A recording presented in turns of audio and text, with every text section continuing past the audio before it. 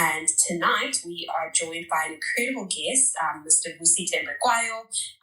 Most of you know who he is, but for the benefit of those of you who don't, he wears a variety of hats and is undoubtedly passionate about entrepreneurship and active in the creation of new business ventures. He is a best-selling author, a business mentor, a venture capitalist, a business thinker, a notable public speaker, and a top podcaster. He has sold over 50,000 copies of his various books. His debut book, The Magna Carta of Exponentiality, sold 6,000 copies in a single day on debut in Barcelona, Spain, and is counted amongst the rare literary collectibles by an African author. With all of that, I'd like to give an incredibly warm welcome to Vusi Thembekwayo. We are really excited to have you on this platform and can't wait to get into the substance of this discussion. Welcome. Thank you so much for the invitation. Thank you. I would also like to give a very warm welcome and opportunity for Mmusi to take us into some introductory remarks and maybe why he thought Vusi Thembekwayo would be an incredible guest for this platform in the series of various guests that we've had on my Mondays over the past few weeks.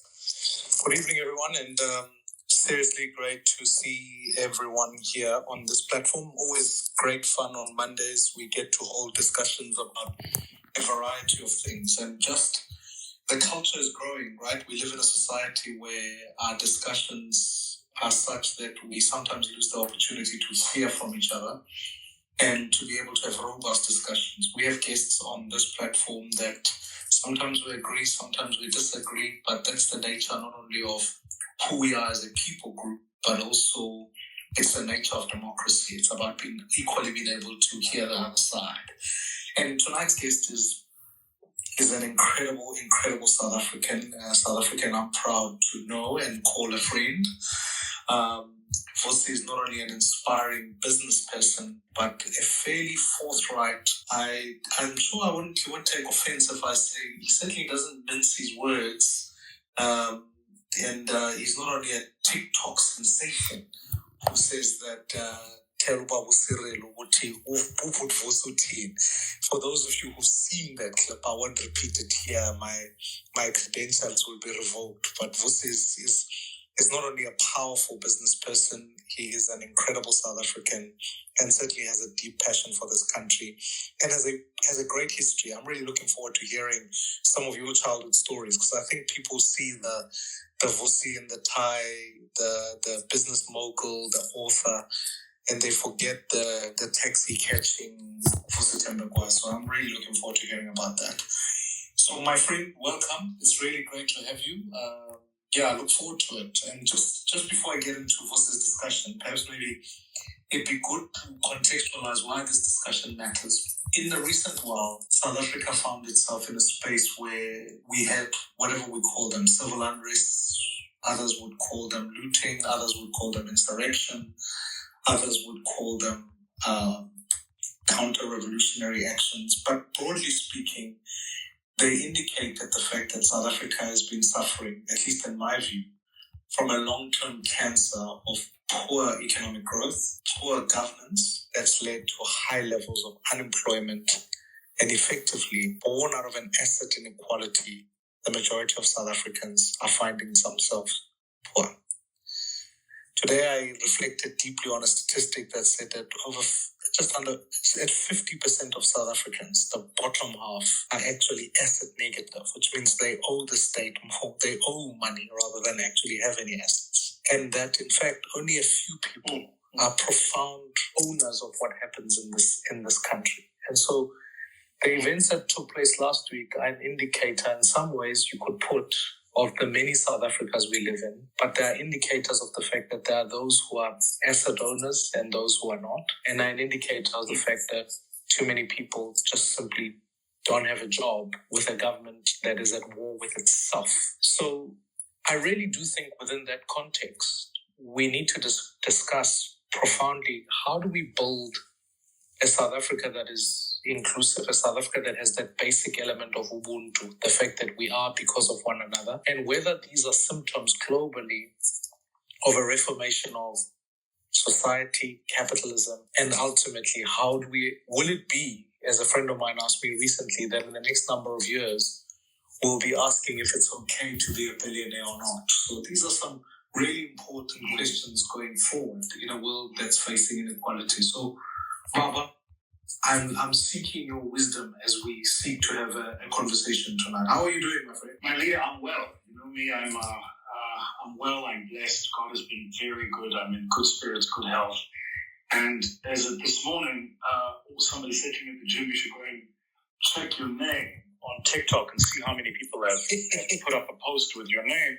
And then I went and searched hashtag Vusi Thembekwayo on TikTok. It was like 8.1 million views. No way.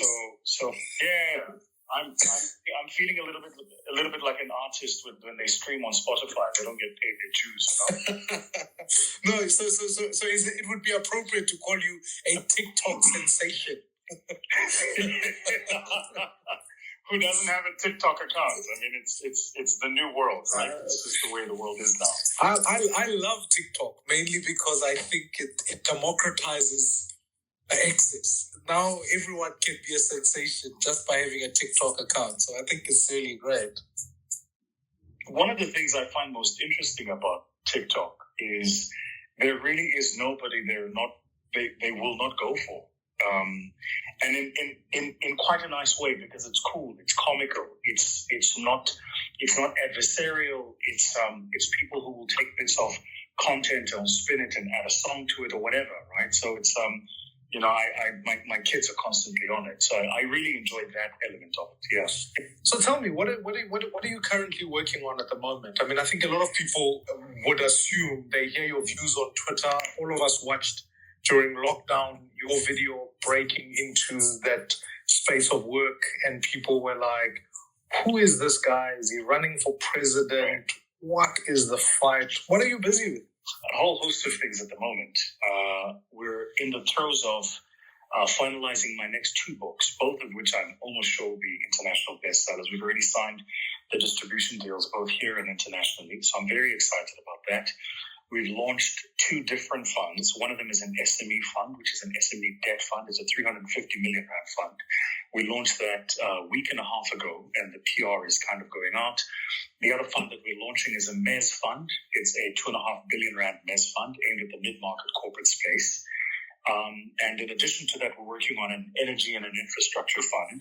But not only that, our private equity fund is constantly running. So the firm is running, the business is running, the teams are running. I've been very busy over the past 12 months reconfiguring the business. So hired a new managing director to take over the operational duties from me. A young lady, very dynamic. I've hired a new CIO who will run with the investment part of the business. We brought in a new agency that's taking charge of our social media. So that's why I was off Twitter for the past 6 months. I find that sometimes when you're unclear about what you want to say, saying nothing is often the best thing. So there's been a whole host of stuff that has been happening behind the scenes. And, by God's grace, we're still here. We're putting food on the table.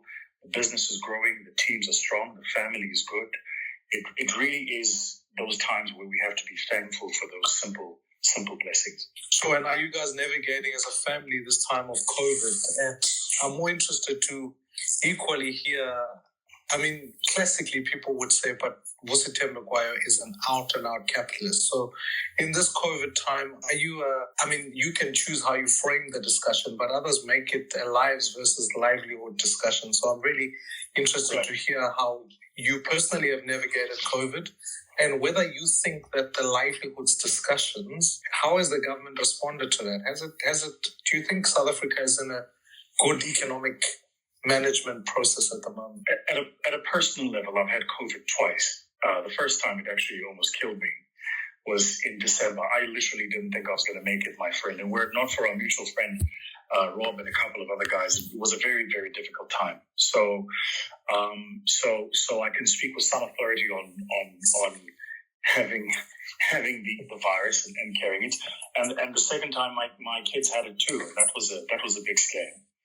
But I think it's important for everybody in the conversation to understand that the problem with the world today, and I'm going to answer your question this way, my friend. The problem with the world today is that people are slaves of ideology. And the people who are slaves of ideology also don't recognize that we live in times where the design of those ideologies don't fit the contemporary mold of the world we live in.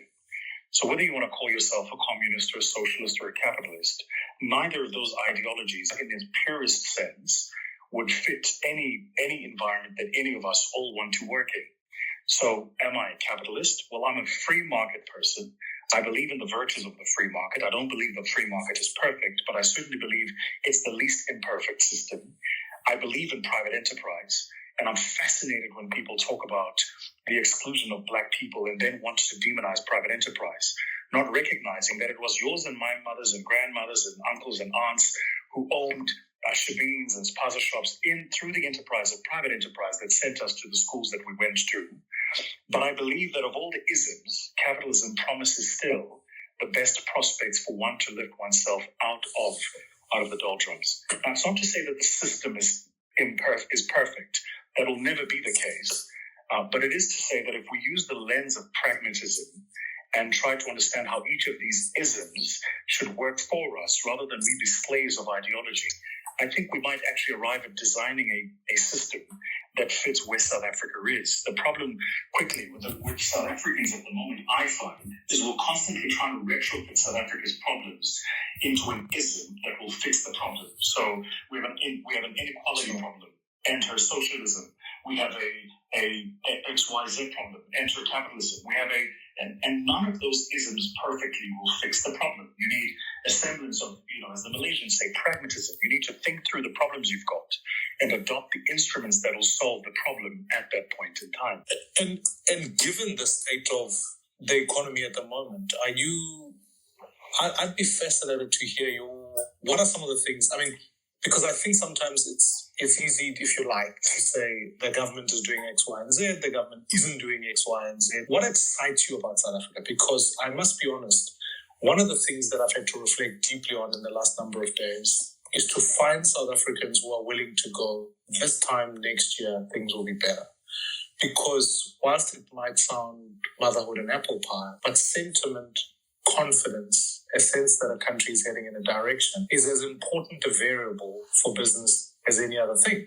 That's why we have to deliberately measure business confidence and investor confidence. Right. So what are some of the things that would make you excited about this country, given the current context we're in? Yeah, just to buttress your point, you made the point in the question. I've often said the single most important input in any economy is not assets, it's not human capital, it's not infrastructure, it's not capital by its very nature. It's sentiment, right? The most important input in any economy is sentiment, because you can have all of the factors aforementioned, but if sentiment is poor, you're not going to maximize utility. So what excites me about South Africa at the moment? Well, one of the things that excites me is that there is, and I see a lot of this in the venture space, there is a whole host of new thinking, new ideas about how do we solve the problems of South Africa. That's a small measure. It often doesn't, in fact, it never makes its way into any of the numbers from Stats SA because it's not something that they're measuring. But those of us who are in the coalface of enterprise are seeing young people, predominantly but not exclusively young Black people, who are coming from the poorest of backgrounds that are thinking about creative solutions to the problems that they're facing. And that's a fantastic thing, because in my mind, what that tells me is that the penny has dropped and it's dawned that there is no Messiah coming, that no political party that promises you free anything is going to deliver it, that if you want a better life for you and your family, you, of your own volition, your talent, your skills, and whichever resources you can muster, little albeit, have to take charge of building that better life for yourself. So that's one thing I see that excites me. In my world of venture capital and private equity, last year we had a record year of investments being done in our sector across both VC and the private equity space. But I'm also seeing large asset managers, in particular in the institutional side, that are quite bullish on South Africa in the medium to the long term. Big questions on the short-term prospects, and there's a lot of work we need to do to fix our economy in the short-term prospects, but very bullish in the medium to the long term. So.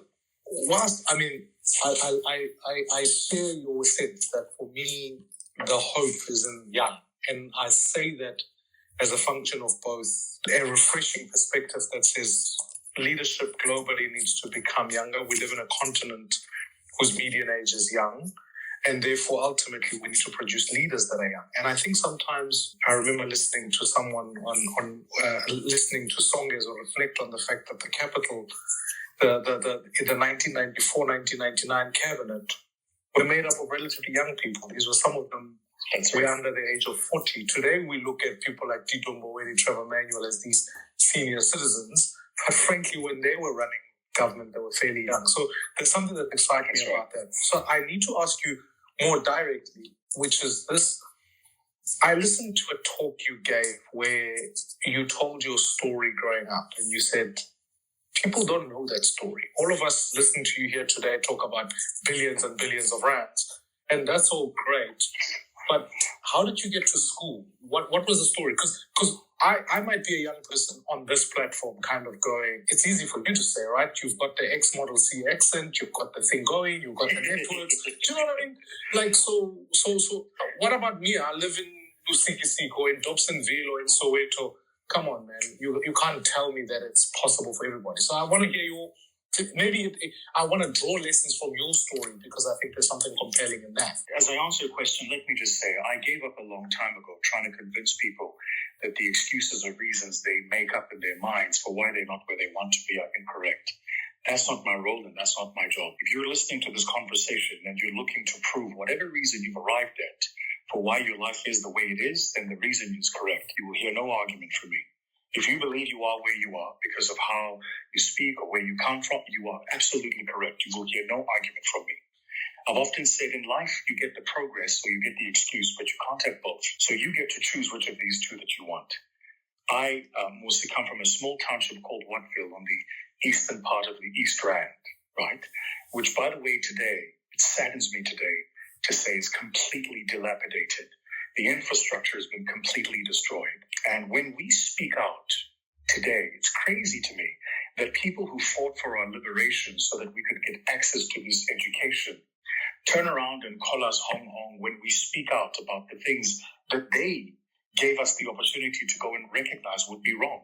It's the craziest thing that freedom fighters, having liberated their people, would then want to enslave their people to accept conditions that are beneath what those people should be accepting. Maybe I'm the one who's unintelligent, but that doesn't make sense to me. So I come from a small township called Wattville. You can literally walk through Wattville in 20 minutes. Anyone in the conversation who's been through Wattville knows exactly what I'm talking about. I grew up in the time and in the era where your neighbors knew who you were, where the lady up the street could discipline you, where we had a communal swimming pool, and one of those municipal swimming pools across the barricade in Actonville that we used to go to. My father was a salesman. My mother worked in an industrial factory for Bill Fenter, one of Bill Fenter's businesses. And I grew up in a township like every other kid. I went to a township school called Evukanyeni, which I'm led to believe is the same school that Lyra went to, actually. And when I just finished for grade 3 in the township school, this is around the time that Model C schools were opening up. And my father took me to do tests in the school called Benoni West, which is in Benoni. It was a Model C school, had a principal called Mr. Van Hastian. And I went over to do the test, and I passed the math test, I passed the English test. And then I had to take the Afrikaans test. And I was doing fairly okay until the lady, Mevrouw Olivier was her name, pointed at the picture of a kitchen and asked me, what is a kitchen in Afrikaans? And I didn't know that it's a kombuis. And as a consequence, when I was supposed to be graduating for grade 5, I was then set back 2 years, and I had to start back at grade 4 in that school. So anyway, I remember my father and I arguing about this. In fact, I was graduating for grade 6, and my father said, "It's fine, you can do the grade 4 thing." I then went to the school as a Model C kid. Like every other black person I imagine in this call, I used to have the transport pick us up in the morning, the transport drop us off later on. And if you have extramural activities, you have to find means to use public transport to get home. Like every other person of color in this conversation, there was often a contest about which extramural activity can you do because the family can't afford all the extramural activities. And then when I was 13 years old, my father was gunned down. He was shot 9 times. They never caught the people that did it, or that were alleged to have done it. Twice the case was opened, and both times the docket disappeared. And that's a consequence of the South Africa we live in. Today, we talk about the rule of law. We talk about a lack of a justice system. But the truth is that the collapse of our justice system, in particular our criminal justice system, didn't start the other day, right? It started a long, long time ago when there were no consequences for people committing the most heinous acts. There are people in this conversation who've lost family members to murder. People in this conversation who know family members or friends who suffered rape. And for those people, there have never been consequences. So when we talk about building a South Africa that works, those standing on the sidelines wanting to critique need to understand that we're not speaking from a position of privilege. We're speaking because we have suffered the very consequences of what happens in a country where 50 Rand can buy you out of having to answer a matter in a criminal court. When my father died, the economics of the family changed quite literally because he was the main breadwinner. The agreement I came to with my mother, she sat me down. In fact, she sat me and my siblings down, and she said, I won't be able to pay for the rest of your education unless you guys meet me halfway. My father had tried to start a business, failing close to his death. And business didn't do well, and he had some financial difficulties, and then eventually got a job, and there was some little bit of savings by the time he died. So the work I do today to build entrepreneurs actually is built because I watched my family, my dad and my mom had to move out of our family home to go live with my grandfather because the bank wanted to repossess the house. I saw the bank repossess my dad's Nissan Skyline, teal blue in color. Those were very vivid memories for me. And I saw myself that as I got into the space of helping, in particular, Black entrepreneurs build businesses, that it would be a calling for me to help make sure that no other Black entrepreneur would have to suffer the same fate. Then I went to Benoni High. I was taken under the stewardship and the tutelage of the principal of Benoni High. And it's an interesting story. My father died when I was in my first term of grade 7. And everybody listening in the conversation knows too well that when you apply for high school, your grade 7 marks are counted. It's your final term, grade 6, and kind of first term, grade 7. And as a consequence, I was an A student in the A class, and my grades dropped. And I got a 57 average, which is a D, in my first term, grade 7. And I'd applied to the only school, it was a premium school at the time in Benoni High. And the letter came and I'd been rejected. And I went on the next day, teary-eyed, to Mr. Vanestian, our principal. I told him what had happened. And he phoned the principal of Benoni High, Mr. Lotta. And as the way he told me the story afterwards, he says, I told Mr. Lotta he was making a big mistake. Mr. Lotta only confessed that to me much later when I got to grade 11. I then won the public speaking championship, then the world championship in public speaking. And he said, when you were rejected for grade 8 at the school, your principal at that school phoned me and told me that not having you here would have been a grave error. So like every person in this conversation, I've had to make do. I can tell you when I was in high school, I did almost every single extramural activity you could think of. I played the violin, I was in the choir, in the 100 meters, 200 meters, 400 meters. I did public speaking, drama, debating, name it, I did everything. I was one of those kids, you know how they did us when I was in the Model C sports where Brazen looked like a Christmas tree with all of those trimmings on it. Yes. But because we didn't have a still car Benoni High, though. Let's never lose track of yeah. it. Hey, careful. But, because the economics of the home were difficult, there were difficult days. I remember one day quite vividly, I was in the choir and we went out and had a choir meet with other choirs, and we came back and the meet finished quite late. I want to say just after 9 o'clock or something. And I didn't have transportation to get home. And my mother didn't have any money to go to any of the people around, kind of our township and ask them if they could come and pick me up. And I knew that night that I was going to have to walk home. And I walked from Benoni High to Wattville between 9 and 11 o'clock at night. And that didn't happen one time. There were several times I went to the dojo and I wasn't able to, get the last taxi to make it home. And I walked. So when people want to see Vusi as the guy who wears the suit and speaks the Queen's English and dismiss the things that are being achieved, I bear no burden for that. It's not even something I'm trying to disprove. There are frankly far more telling issues I'm seized with. As we speak, you and I was sitting in my office working. So when the things we do today will yield the success of tomorrow, people will find a reason to excuse that success.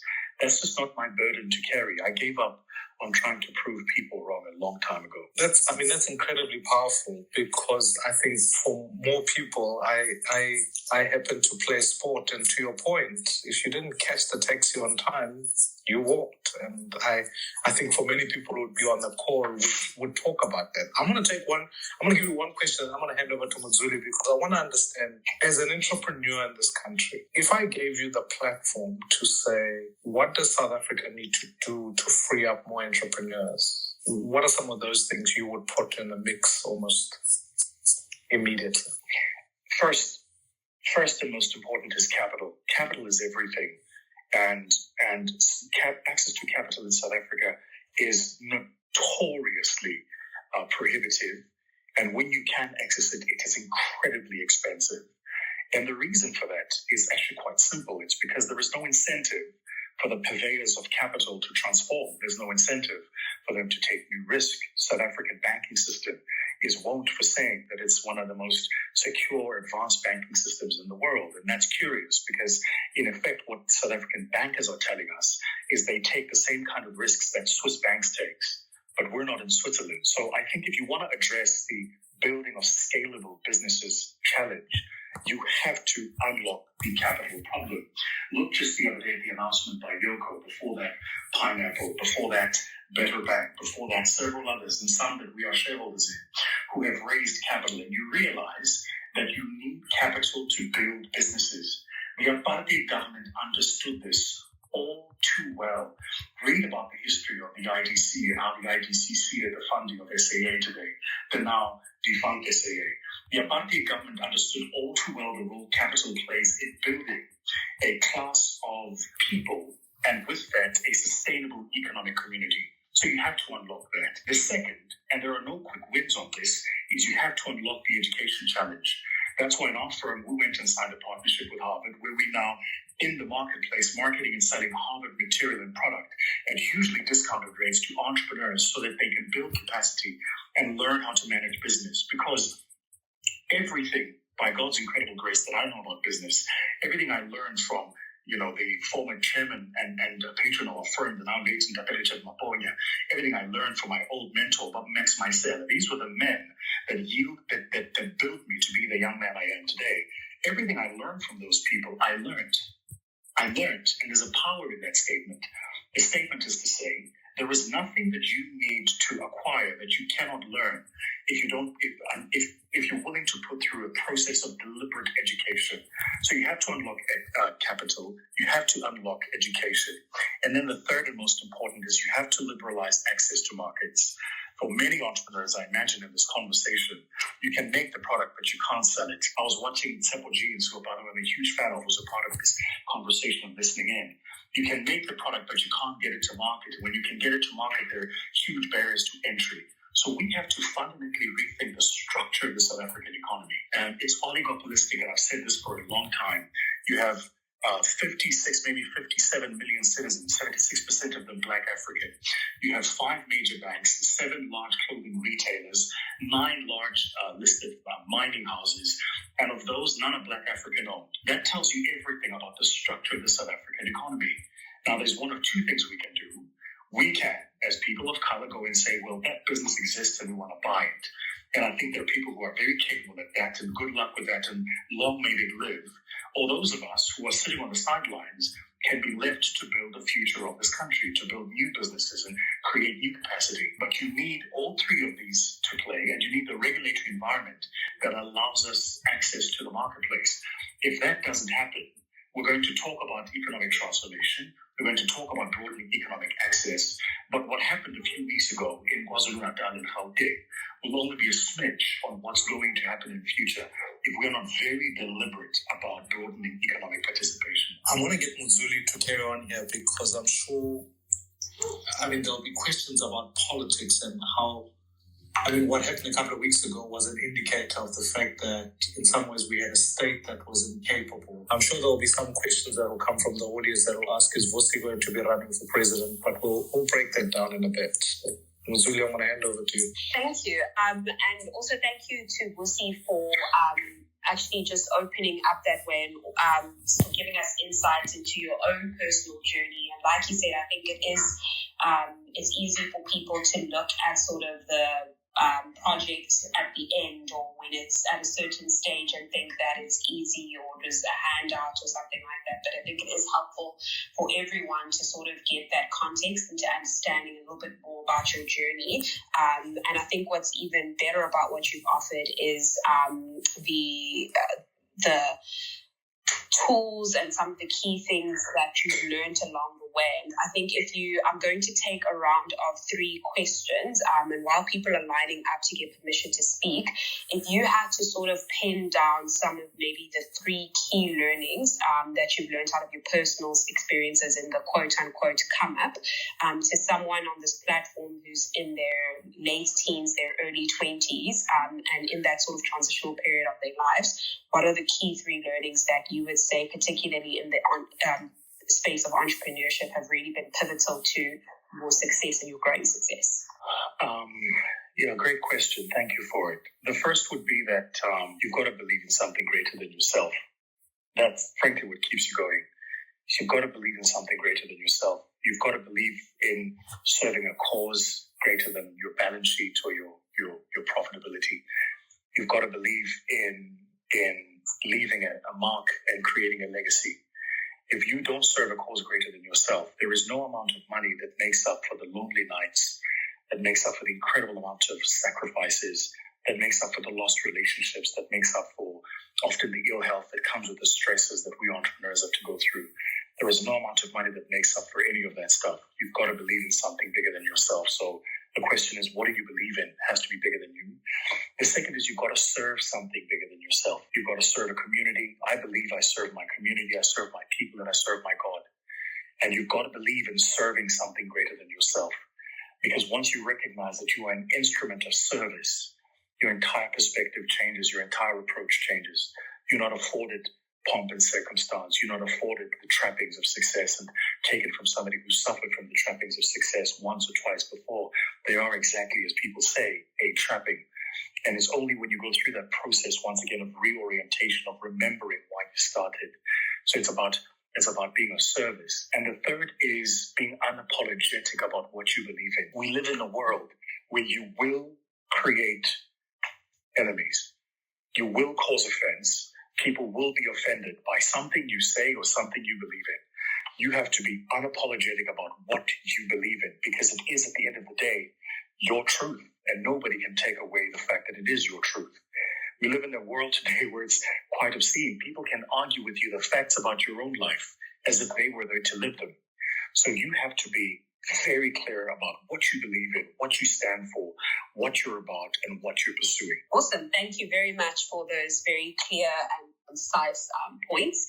I'm going to take the first question, and the speaker will be Ngulezi. You are more than welcome to come and ask your question.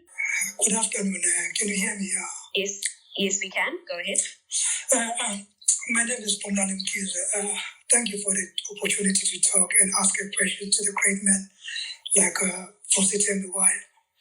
So my question is, I know Vusi Thembekwayo, he speaks very, very high of economic, and I saw him in his last tweet when he was discrediting government for closing all the employment and stuff. I just want to find out, how did it make him feel to see what was unfolding in KZN?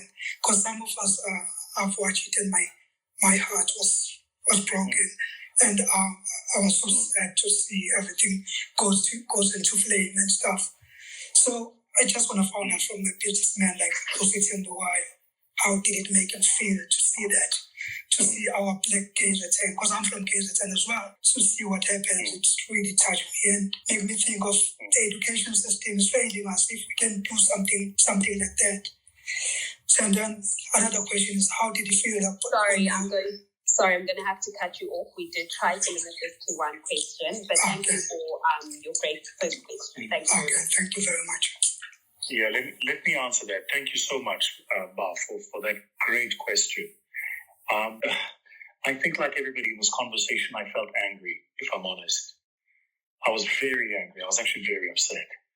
And Mmusi, you know me well enough to know that I'm quite an animated character. So when I'm in my emotions, you'll know. You don't need to guess where Vusi is. I was very upset. And then I panicked, guys. I think like every person in this conversation, I panicked. I'm sure 80% of the people in this conversation now know what the visa requirements are for you to move to Canada, right? So I panicked. But then I did the only thing I know how to do, which is just start thinking about solutioning.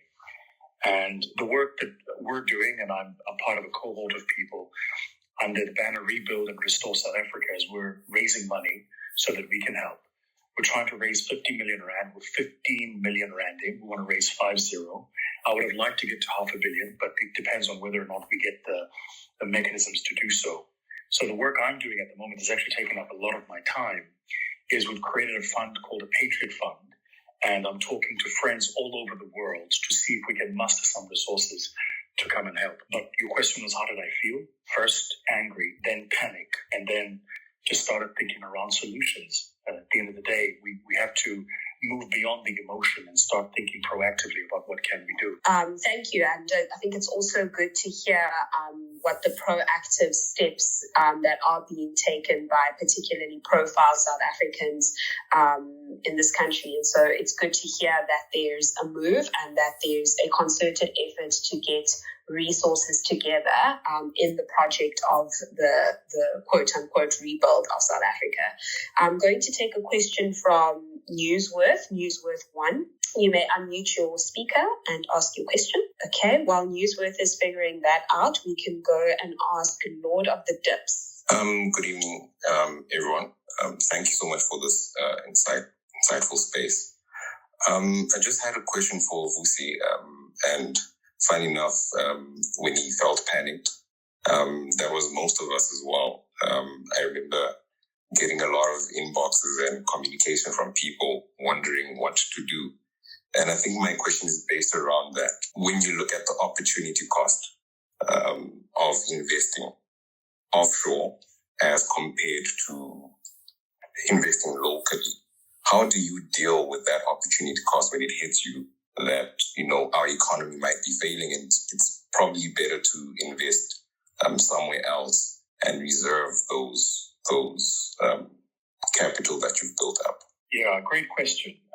Difficult. It's very difficult. I mean, I get asked that question a lot, especially now because we're in the middle of fundraise. And the fundraise in my environment takes anything between 8 and 18 months, just because of the quantum of the capital we're talking about, as well as the process that particularly institutional investors go through to place capital with you. But difficult. I think that you first have to be clear about how you're assessing that opportunity cost. If you assess it purely on a financial return matrix, then there are a number of investment categories and asset classes in South Africa and Africa broadly that just don't make sense. But you have to position the story. And for us, it's always been about how do we position the story. The story about rebuilding, the story about hope, the story about a nation that will not let go, that is unrelenting. You have to remember what it means to be South African. I remember, Mmusi, you and I had this discussion before. What it means to be South African in my mind means that we always punch above our weight. Always. If you study the history of our country, you study the history of our people, and you study the history of where we win, when we win, we constantly punch above our weights.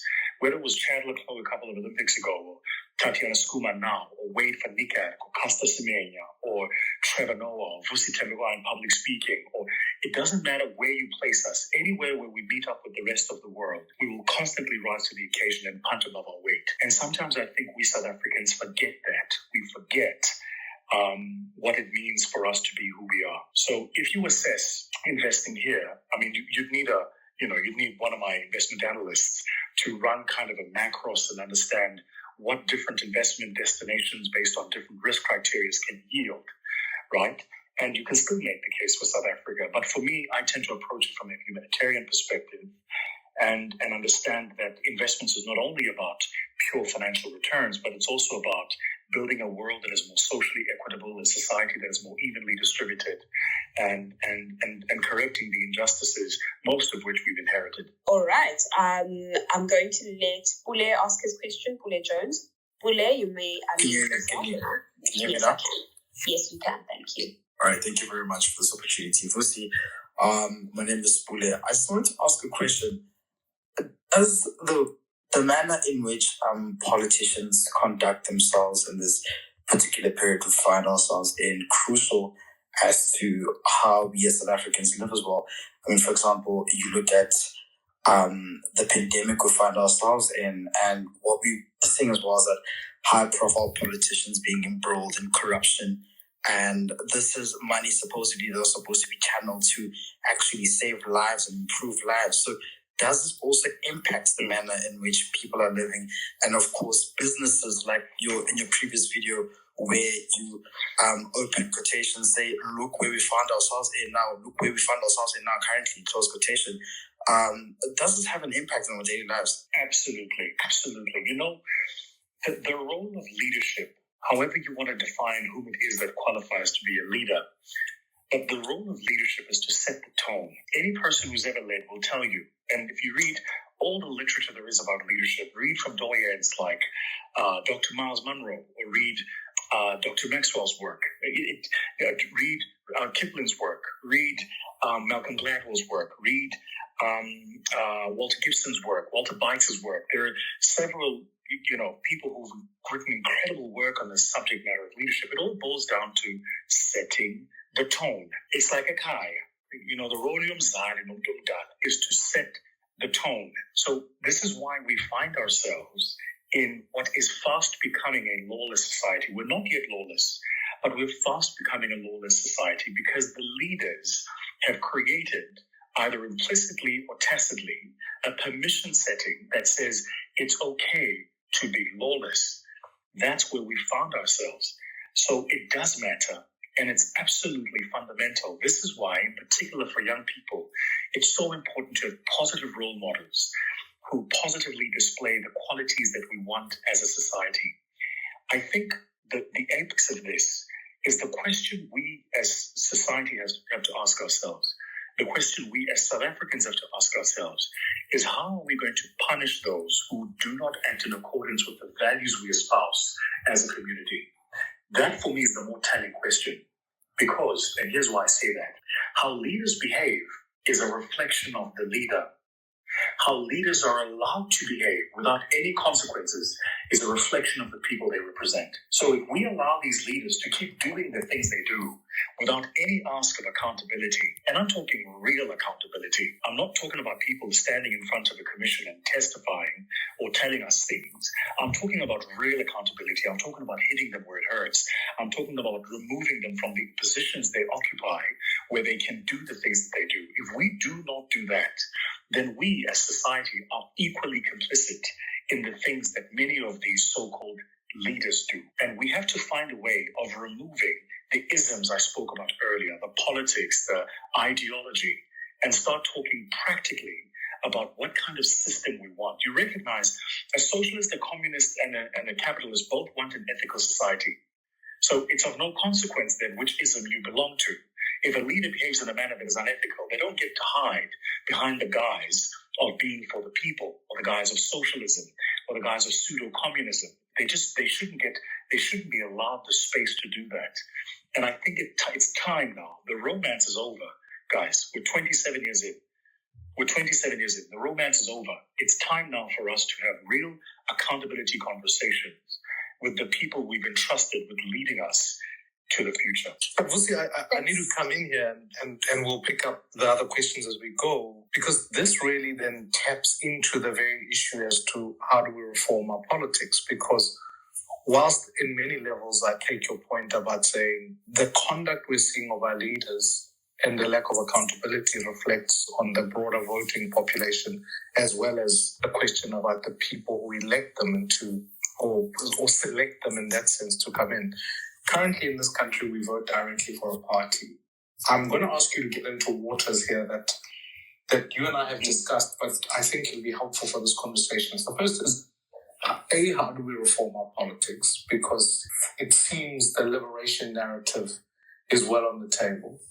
Secondly, earlier on we started speaking a little bit about policy. I'm going to ask you to tap on one, which is this question about, if you like, how do we talk about broadening inclusion, and I think there's almost immediately triple B double E gets thrown in. So I want to get your understanding as to, at least from that policy framework, coupled with the reformation of the state, how do we reform our politics? Because no one, as a businessman, you can price risk, right? You can price the risk of what a cyber attack would be. You could, if you like, create that. And we're seeing that in some of the work that we're doing in business. But I often battle with trying to convince business leaders to price the risk of the political consequences. And I think last week gave us some amount, but I'm not sure we're very aware of the political risk it posits us to the country. So I want to get your views on that particular space. Because I think, so first, I think you're right. I, by the way, have been a long-time proponent of a system of more direct representation.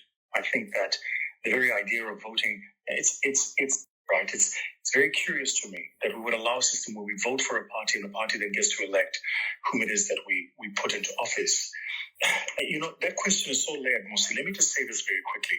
One of the things about that system which we should have known up front was going to be problematic was the idea that certain cadres should be deployed. This is a minefield, by the way. I'm almost certain there's somebody in this room who will not agree. Because the idea of deploying cadres was that you deployed people who understood the ideology of the party you represent. But that should immediately have been a red flag for us, because we've always spoken about the separation between party and state. And state, by its very nature, should not be an instrument of ideology. State is an instrument of policy. The party is the instrument of ideology.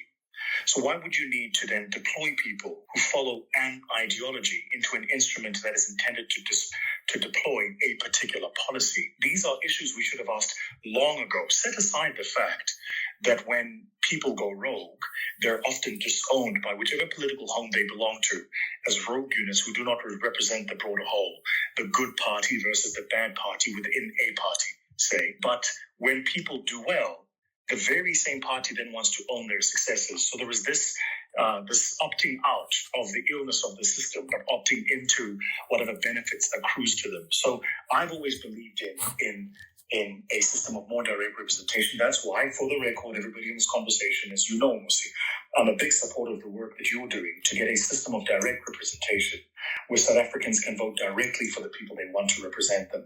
I think that will fundamentally shift the game of our politics. What timeline it'll take and when it'll happen is a different story, because there is, coupled with all of this massaging of our people into this lull state of accepting mediocrity, there is also the very real issue of the miseducation of many of the young people in South Africa today. And so as a consequence of that, you have not only young people who have been taught that the status quo is the correct status quo, but they've also been denied the opportunity to acquire for themselves the tools of thought to analyze the situation and see it for what it is. This being the case, young people then become the gunpowder, quite literally, that is used to destroy the economy in the country. It's ironic, this, because in effect, young people are destroying their very own country, their very own economy, and their very own future. I can't recall who I was having this conversation with, and somebody said to me, let's destroy the economy, and it's a white economy. And I said, that's such a careless statement to make. It's such a careless statement to make. Tell Umama that wakes up in the morning and goes to Salamakuinya at Danswat Station that it's a white economy. Tell about Mkize that has 10 taxis and sends his kids to university that it's a white economy. Tell Mamrubi, that runs a shipping, that it's a white economy. What a careless statement to make. And it's not until the statement was challenged that this young person got to think through just that statement alone. It's a white economy. We can't argue. You can argue the stats around whom it is that owns the instruments of production in our economy, the means of production. That's not the discussion I'm saying. But what I'm talking about is very Marxist of you. Well, the point is, but you can argue who owns the means of. I mean, so that's the discussion. Who owns the means of production? Okay, let's talk about that. But don't then equate that to say that the entire thing is then there for that, because you missed the point. I mean, if there's one thing the looting 3 weeks ago showed us, was precisely what it is that I'm saying. It was the taxi drivers that took to the streets and said, no, not in our name. This thing is not going to happen. Whether or not they did it correctly, whether it was within the confines of the law, it's a separate discussion. I'm not here to pass judgment on the legality or the morality of the act. But I am saying that if they didn't have a stake in that economy, they wouldn't have done so. So I just think we need to assess far more critically, far more deeply, a lot of these platitudes and isms and beautiful political speeches that are laced with insults, and then you trend on Twitter because a politician said something about you, rather than people actually assessing for themselves critically. It's funny until it isn't. It really is funny until it isn't. It's funny until your economy collapses. It's funny until investors run. It's funny until your currency, has hyperinflation. It's funny until it isn't. So the answer from me to you, quite simply, is that a system of direct representation, in my mind, will take us some way. It will not answer our questions completely, but it will take us some way towards getting to a better, more just, more equitable system and a more equitable solution. I mean, I've invested quite a lot of time in thinking about the very question about how do we allow, particularly in political participation, a greater voice for young people. Business seems to have got through this very phase. You get a lot of younger CEOs coming on board. You get a lot of younger people starting up business, investing into it. But frankly, the voice of young people is fairly benign in Parliament. You get, a few people there. And that's why, in many ways, the concept of direct election, for me, becomes crucial in trying to reposition the caliber of leaders that we're going to go forward. The second thing is, and I think this is perhaps, I just throw in a chirp about this is Marxist or this is whatever. But at the end of the day, I think South Africans, we've locked ourselves, it's not unique to South Africa, into a high degree of labelism that fails to unpack the argument, but is very dismissive. So it's quite easy for me to say, but so you are new, a liberal, which then means that your argument is locked within a particular frame, which means for the very problem I'm discussing now, I couldn't even take any elements of that and be able to engage those. So you raised earlier on, maybe philosophically, the question of pragmatism. To me, I'm becoming a lot more schooled into what is inherent amongst us as Africans. And this is not a question of race and its correlation to being African. It's a question about saying there's something that we've inherited through the ages, which is philosophically Ubuntu. I mean, in many ways, that's what one is saying, is trying to get through, which is the question of, well, I am because of someone else, and therefore an economy that is skewed and is not functional for all citizens is a reflection of whether or not I can work. And so part of the equity work that we're doing in this regard is to say, gone are the days where you could simply say, from an investment portfolio, I'm only investing in these communities because that's where the formalized economy is. We're asking people to think about the fact that let's break the wall between formal and informal, create investment portfolio that lifts the economy broadly, because ultimately we can achieve a sense of we are as a function of one another. So that, and I think that is fairly innate within us. It is well within citizens to understand that when I say someone, it means in many ways I can see your humanity and you can see mine. Therefore, there's something offensive about the fact that, well, maybe I can throw away food while you don't have food, or maybe in many ways, if you reflect on even the looting discussions, if we call it that, for the time being, we should have been long offended as South Africans to say, this is abnormal that so many people are unemployed and so many people are having to, if you like, sit on the outskirts of, in certain instances, economic activity. So I think there's a genuine issue that we need to attend to as South Africans when we say, does it mean to be part of one South Africa? That we can't think in isolation. I can't say, well, I live in this community and therefore, so long as I'm cool, that doesn't matter. And I mean, I hear these conversations happening all the time where people are even pontificating on things like Cape independence and this and that.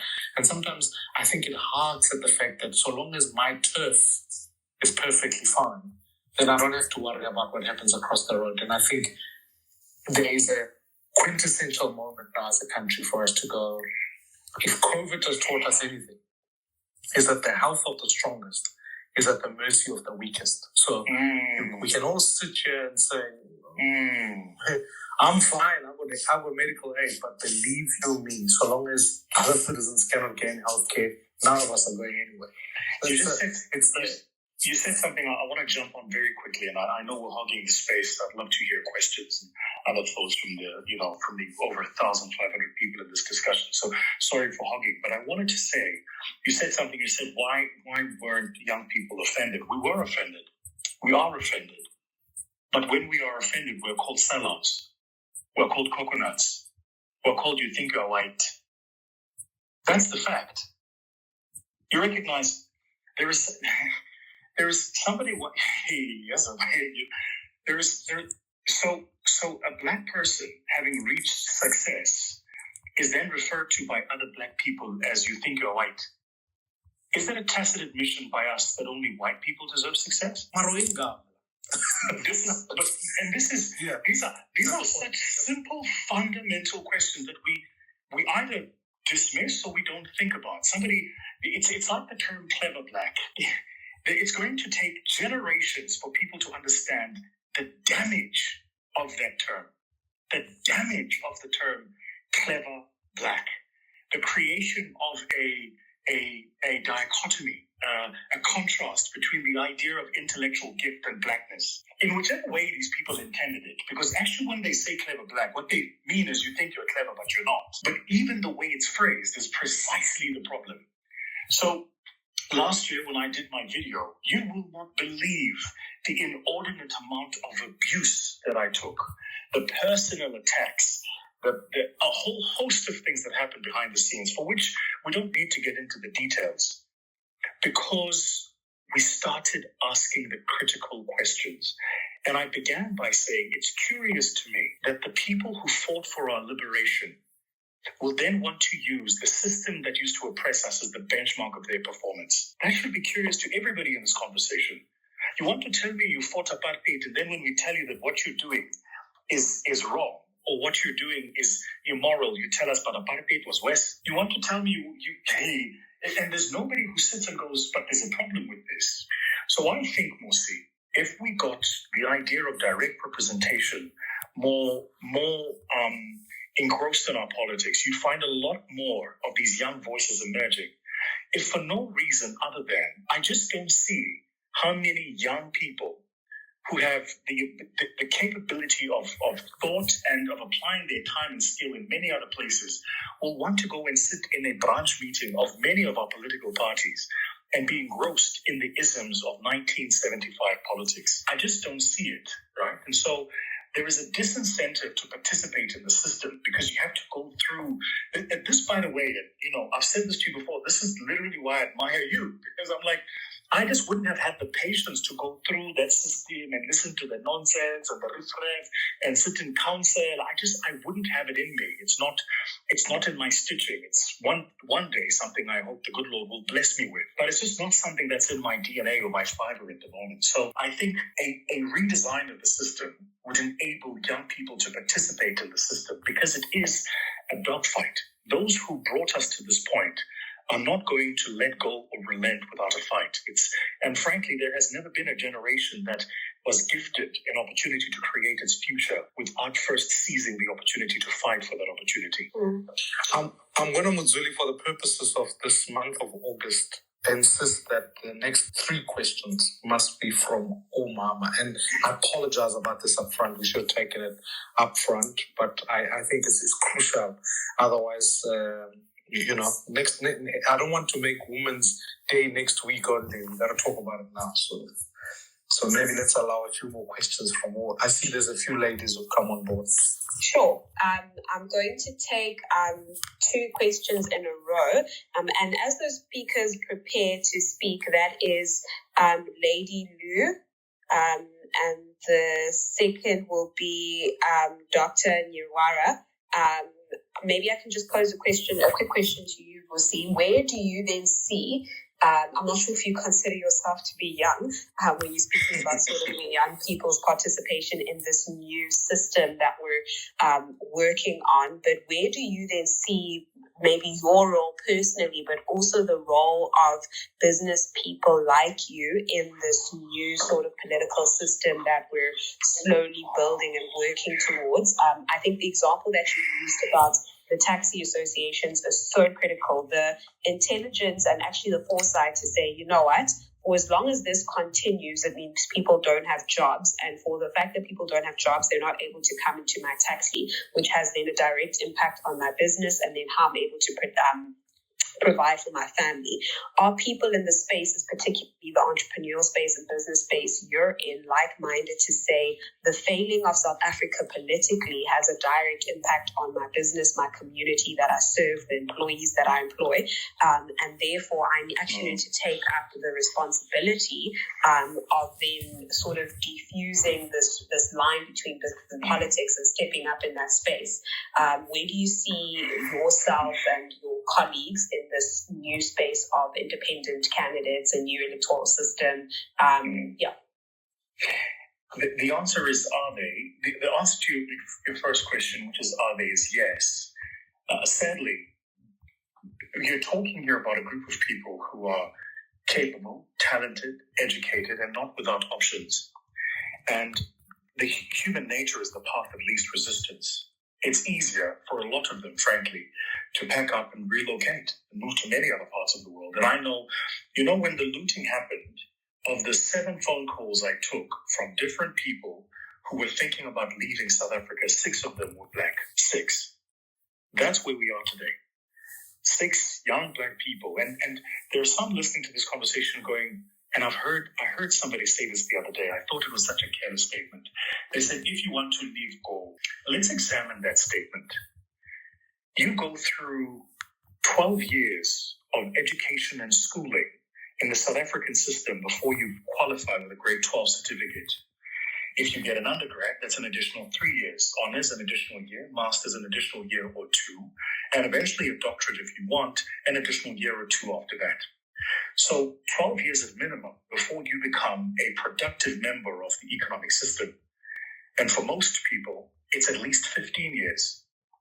And somebody has the audacity to say, with your 15-year investment that we as a country have made in you, go.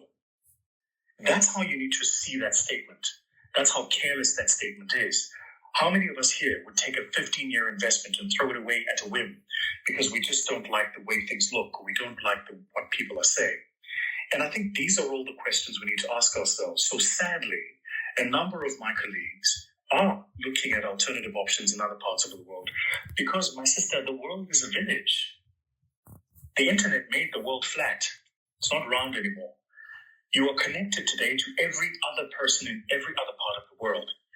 An American celebrity does something stupid at 11 o'clock, 11:30, South Africans know about it. There are food riots in the streets of Venezuela, 30 minutes, it's on ENCA. The world is flat. And South Africa and South Africans have to recognize that we have to build a competitive economy and a competitive country in a world that is looking for these very resources that we are scuffing at. The question we must ask ourselves, and I think the question most of these people you're talking about ask themselves, when they listen to the tone, texture, and temperament of any politician, is, are you talking about the past or are you talking about the future? And I'd like to ask that question of the people listening to this conversation. Go back over the past week or two and listen to any political leader you want of choice, and listen to what it is they talk about. And you will find that they spend an inordinate amount of time talking about the past. Now, if you're constantly driving, looking at the rearview mirror, how do you think you're going to know where to take the corner? And that's not to say that our past is still not present in our reality. Excuse the pun. It very much is. But it is to say that we have to seize ourselves with the challenge of today. What are the things today we need to do to win and conquer today? The reason innovation, technology, disruption, advancements have constantly happened to Africa, and Africa never happens to those things, is because we are constantly looking back and never looking forward. The rest of the world is seized with how do we create the future? How do we build that future? And then how do we export it to Africa? We are seized with how do we fight about what happened yesterday? And whilst that happens, sooner or later you find yourself in a country where the handsets we're all connected on are not manufactured here, even though they're running minerals that come from parts of our continent. Where the technology we're connecting on is not made here, the social media platform we're on is not made here, because the future is happening to us. This, for me, is my biggest worry, is the brain drain is not just people leaving. It's a lot more nuanced than that. It's not today leaving. It's literally the future of our country electing to go and build that future somewhere else. Thank you. I'm going to move to Lady Mu. You may ask your question. Good evening to everybody, and thank you so much for this beautiful and insightful engagement, and opportunity to actually just engage with people that are highly profiled. I think VT, you've taken my question already, and you've put it out there, because I was about to ask, and I was going to put it to you and Mr. Mmusi Hore. Can we still use the premise of apartheid as encouragement or definitive factors in alluring and engaging the younger demographic, whereas there's challenges that are facing us because it seems like it's out of touch with our immediate reality, and we're constantly looking at what happened to us, and we are missing what is happening right now. And in return, there is no vision in what would happen in future. And with that being said, how do we then encourage younger aspiring entrepreneurs or people that are invested in our nation to actually have the hope that there is premise for them to reach forward and pursue their personal and, economical interests within our land instead of looking beyond the borders? Can I, Musa, you might have a thought, but I'd love to venture and say this to you, my sister. The worst thing we did, and I'm not sure if we did it deliberately, I suspect we were not even aware that we were doing it, when we allowed those that lead us to constantly have a scapegoat about their misgivings and mismanagement, was that we didn't recognize that the system they fought and the system over which they conquered has given them enough right to continuously get away with their mismanagement. In simple English, in business, if I don't deliver, my shareholders fire me. They don't allow me to use this previous CEO as an excuse for not delivering. They will get rid of me.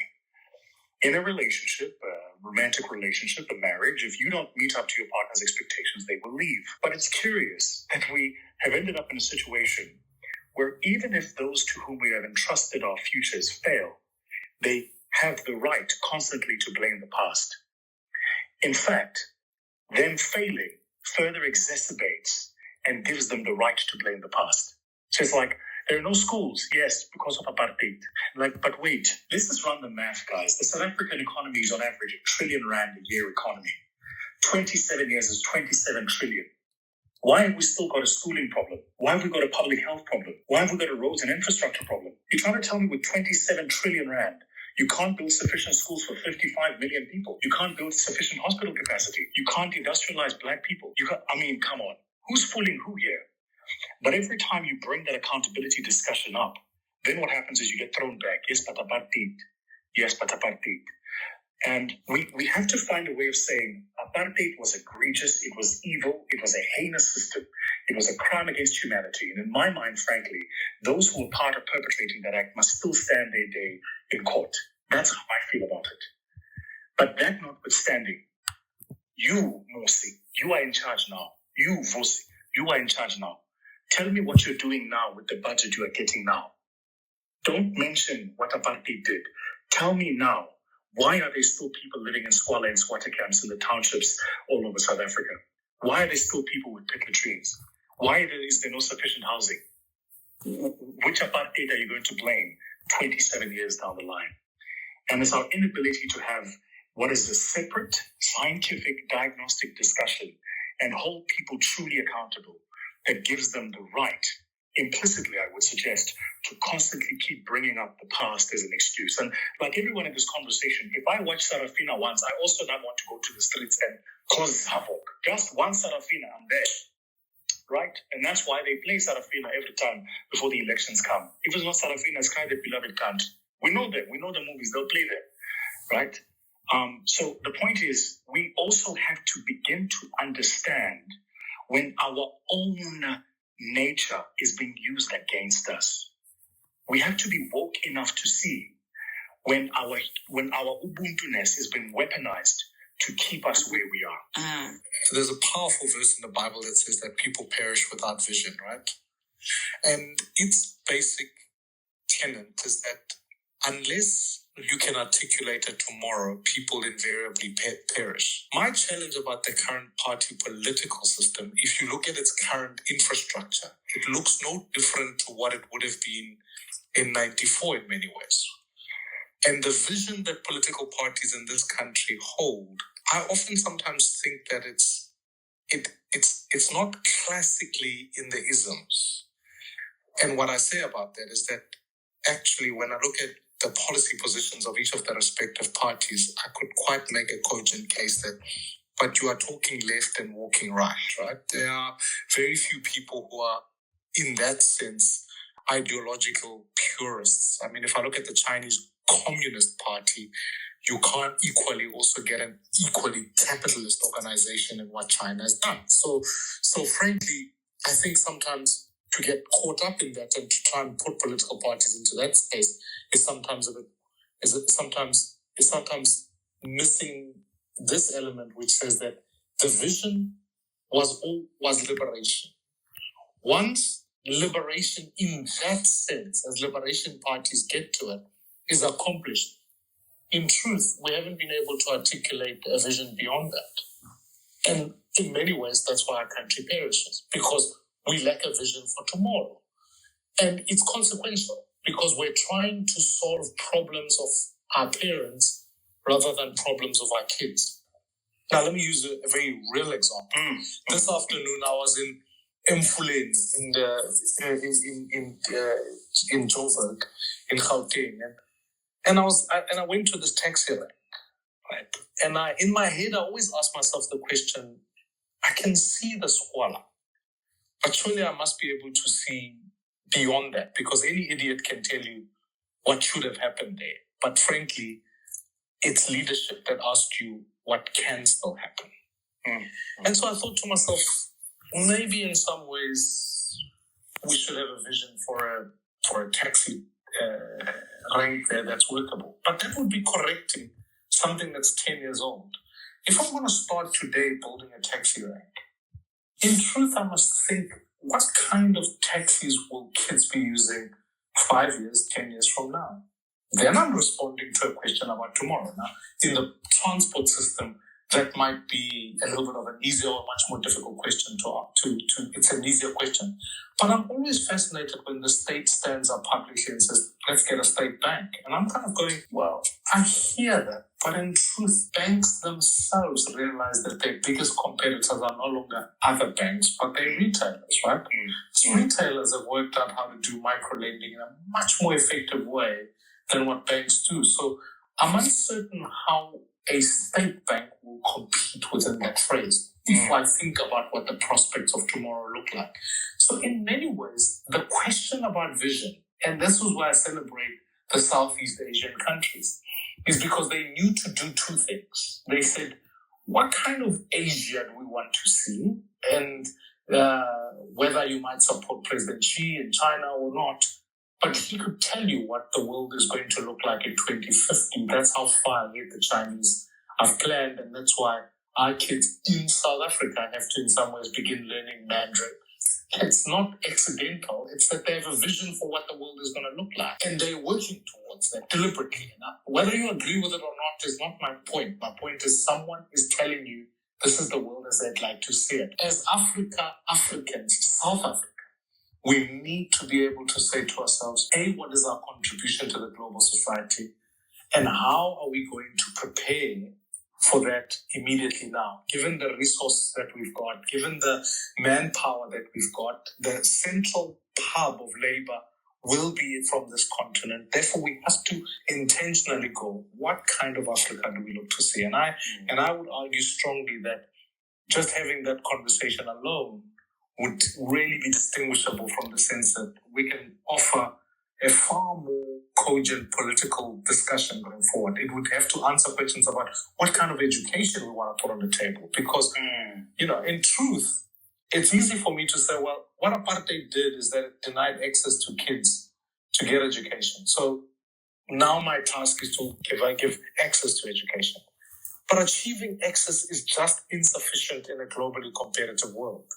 It's just insufficient. Just because kids go to school doesn't mean you've done your job. The frankness of it is that we're now living in a world where we've got to prepare kids not for the third industrial revolution. We've got to think about how do we prepare them for a world beyond that.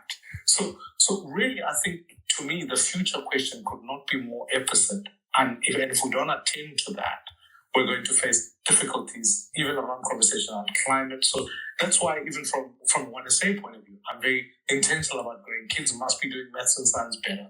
We must be introducing tech better in schools, and we must be building for the future. Because, yes, I have questions that I must answer to my parents about my mother didn't finish school as a function of apartheid. I could try and fix that today. But I must equally so never lose track of the fact that I don't just want my kids to get the same matric I got, or worse, get a matric from Benoni High. But I would hope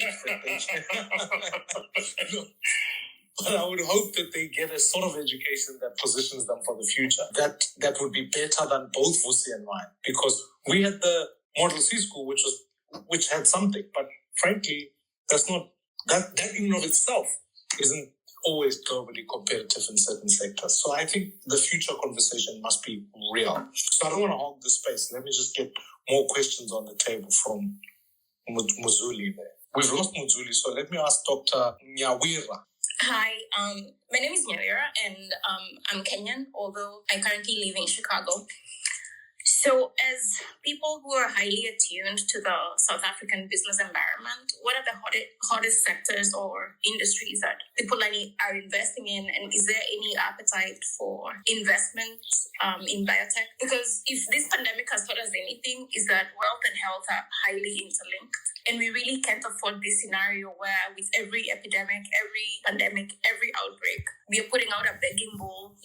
When Ebola broke out in West Africa, we had a trending thing on Twitter where everyone was like, oh, give us the serum. And right now everyone is talking about vaccine equity. But as you guys are talking about the future and future outlook for the continent, what's our plan? And the rest of us on the continent look up at South Africa as our big brother.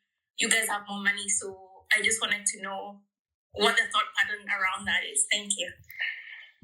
I'll make a go at that. So first, I think I love the thought, by the way, around Africans investing in Africa themselves and building an Africa that works. There's a young lady who's been in the process of raising a banking license. She's born in the Caribbean islands. She now lives in London. Gabriella Patrick, and she owns she's built a distributed banking platform called Kinabu, which is Ubank but backwards. And her and I have been in conversations over the past year or so, and I've been trying to help her raise capital. She's too early stage for us, but introducing her to people who would look at something like that. And her entire model actually is around using blockchain to allow Africans to repatriate capital back into the continent and then bring it back to wherever they would be, so that they would make themselves more efficient, but also build the economies that they come from. So the first part of your question is that every single day I'm seeing young people like Gabriella Patrick of Kinabu, who's working very hard to solve the very question that you've just asked. I think the second element, and you asked a question around what are the investment classes. South Africa has got the deepest, most complex capital market system. So there's almost no investment class here in South Africa that we don't have access to. But for the few that either the fiscal or the regulator has not yet passed regulation around, and as a consequence of those, you don't get traditional kind of capital flowing into those, certainly not institutional capital flowing into those. What I would advise, though, for anybody in this conversation who's looking and going, so if I want to play and I want to, participate, what are the things that I should do? What I would definitely advise is that you visit a website of somebody like an AVCA, AVCA, or SAVCA, where I used to be a board member, and you go and look at who the members are, who are people that are investing capital every single day and ask them, if I want to place capital, who would you suggest that I partner with on something like this? So the point is that, and this is perhaps Africa's biggest Achilles. I remember now 7 years ago speaking at a TED at the University of Namibia, and my entire hypothesis, that keynote has now got over 1 million views on YouTube, and my entire hypothesis was that Africa's Achilles is that it's disconnected. The reason Jay-Z is worth what Jay-Z is worth is because he can make something in one state of New York and sell it in another state of Miami without having to pay any import-export charges. 7 years later, we've now got the African Free Trade Agreement, but there's still some way to go before that gets implemented. And even Africa, Agenda 2063, or is it 2065, passed by the African Union, there is still some time to implement that too. So simply, what am I saying? There are plans afoot to get Africa to operate as a single bloc and as a whole. It's not going to come overnight. It is going to take time. I suspect it won't happen in yours or my lifetime. So if you are deliberate about wanting to play a role, then the same way I have with my firm, we're in South Africa, Kenya, Nigeria. We just opened in Namibia, we're in Dubai, and we're in New York. And in each of the territories where we operate, rather than go and set up something, we found people already operating in that space and partnered with them to build a business. I would highly recommend that you look for local partners who have the local expertise, nuance, and I've directed you on where to go so that you can get good advice about who you can partner with when you want to do something like that. Vusi, I'm gonna, it's just past 9 o'clock and I want to try and land this plan. So I'm going to give you just a few minutes just to, what are your closing remarks? What are your nuggets that you take in terms of where we go now? So if you were to chart a roadmap for us in an entrepreneurship space, political space, what are some of those things you'll put on the go? First, I think that South Africans and Africans broadly, but I think South Africans specifically, if we want to make this a narrow discussion, the first thing I would hope for everybody in this conversation is just think. Just think for yourself. Remove the entertainment of the platitudes and the insults and the Twitter hashtags and trends. Remove the daily nuisance of whom it is that's attacking whom over what. And when you hear leaders in public office especially, whose role it is to be of service to you and I, when you hear them speak or you see them live, ask yourself the two following questions. First, does this sound like somebody who represents my future aspirations, not my past fears? And second, does this person live in a way that I would be happy to raise my children to model? And if the answer to any of those two questions is no, recognize that you've now got a problem with the leader that you're looking at as a potential leader. So the first is think for yourself, think critically. The second thing I would want to say is, can we get out of our own way? And I want to aim this specifically, if I may be so bold, Mmusi, at Black people. Get out of our own way. We're constantly in our own way. If Mmusi Maimane is doing something, the person that's going to look for Mmusi Maimane to fail, to bring him down, is not the person on the other color, it's one of us. And so the reason there is never enough of us in the spaces of power is because anytime one of us ascends, one of us is looking to pull the other one back.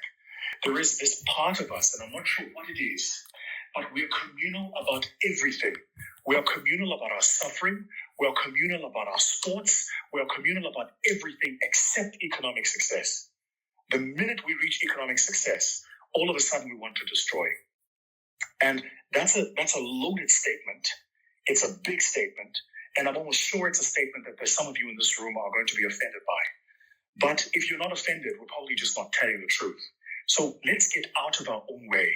I love seeing guys like Tsepo who was in this conversation. I love seeing what Legao is doing with Drip. I love seeing what Theo is doing with Batu. I love seeing it. I love seeing what Katlego is doing with Yoko. Some of these guys I don't even know. But I recognize that their success is my success. That what they're doing when they succeed is they create implicitly, even slightly, the permission for me to occupy the very room they're in. It's such a powerful idea, and we have to get out of our own way.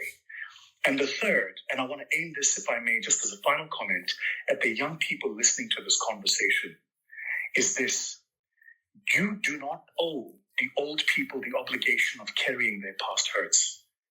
We don't owe them that. That doesn't mean we get to ignore our history. Quite the contrary. We should learn it, understand it deeply so that we can understand how never to repeat it. But if we are to build a future that's going to work, We're going to have to be sober-minded. We're going to have to understand the contemporary times. We're going to have to understand international relations and the geopolitics. And we're going to have to understand where we fit. And for us to do that, we need to seize this moment for what it is, not for what we are being convinced this moment should be. Those are my final thoughts. I found this conversation unbelievably stimulating. I think that I wanted to just put my comments taken on from the previous question that was asked about the continent itself. You cite, the South African government tables a budget every year of 1.3 trillion rand. That represents a fifth of what our total GDP is. Our impact on the continent is quite significant if you consider the role that Nigeria, Kenya, and ourselves have to do. So, whilst I celebrate initiatives like the Africa Free Trade Agreement, we have a long way to go as Africa in terms of not only this function of what our export markets look like, but ultimately this question of intra-trade. Because I'm always fascinated when I travel in the continent. People talk about French champagne and all of that.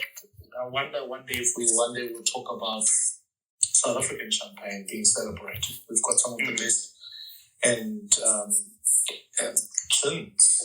In fact, very few of us would know that one of our brandies, I can't remember one, you would swear me advancing the the celebration of alcohol.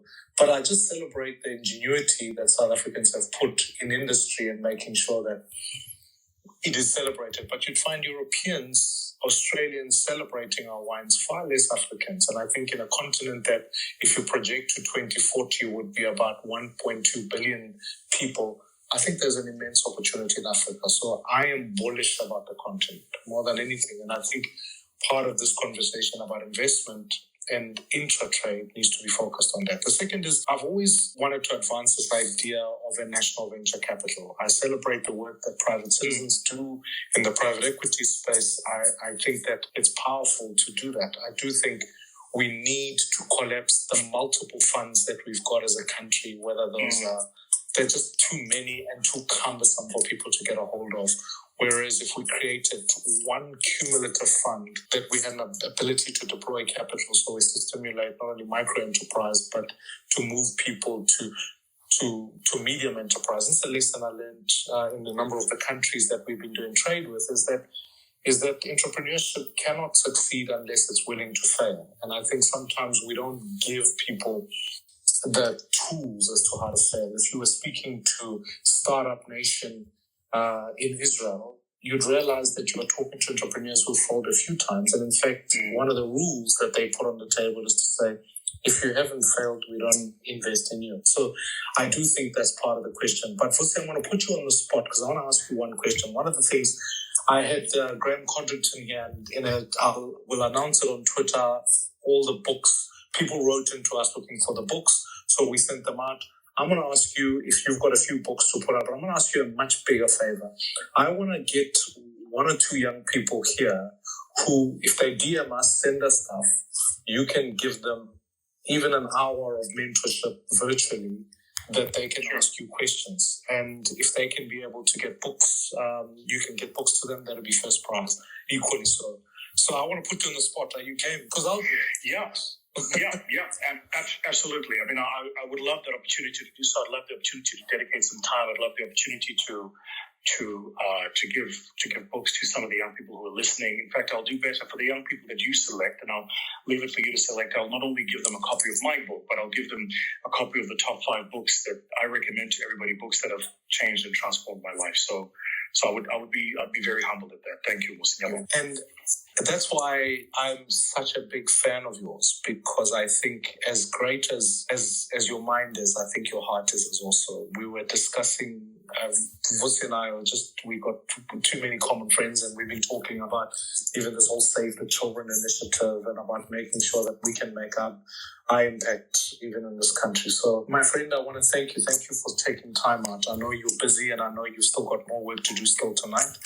But I want to thank you for what you represent. I want to, people talk about Black excellence. I celebrate that you are excellent at what you do. And regardless of the color of your skin, I think you own the spaces you occupy. And so it's even more profoundly so as I celebrate you as a fellow Black South African, but I celebrate you as a South African who is dominating the world. And I want to thank you for your time today, and I thank you so much for the insights you've given. And I look forward to having you back on the space, because as you can see, people are still making requests saying we want questions. So before I have a riot on this space, ask Vusi to commit to come back so that we can continue some of the discussion. Otherwise, we're going to burn the thing. No, with the greatest of pleasure, brother. Again, continue to do the work that you do, and to every single person who's been in this conversation, keep the faith. You know, I just very quickly want to say something, if you'll allow me, Mmusi. I know we've gone over time. I was talking to a group of young people. So I was beamed into like a virtual event, and these are young South Africans who are, kind of final stage of high school. They were competing in a competitive quest around enterprise and entrepreneurship. And the question around this looting came up. And how do you see it? And I said to them what I'll say to everybody in this conversation, which is, if you counted single-handedly all the people who looted, you wouldn't arrive, I don't think, at a number greater than maybe 40, 50,000. But there are 56 million of us. And that tends to be the case with most things. If you're speaking the truth and you're being attacked, it's less than 1% of the people out there that are attacking you. It's just that those that attack are so loud that it's all that you hear and it's all that you see. And so for everybody who's in this conversation, the purveyors of truth, those who trade in hope and understand that tomorrow is better than yesterday, those who believe that we are capable of better if we hold ourselves to a better standard, for all of you, no matter where you walk, recognize that you don't walk alone. That everywhere, in every single room where we walk, in every space that we occupy, we have the responsibility of occupying those spaces so that we can create permission for those who come after us to do the same. Mr. Maimane, thank you, my brother. I'm humbled that you've had me here. Thank you so much.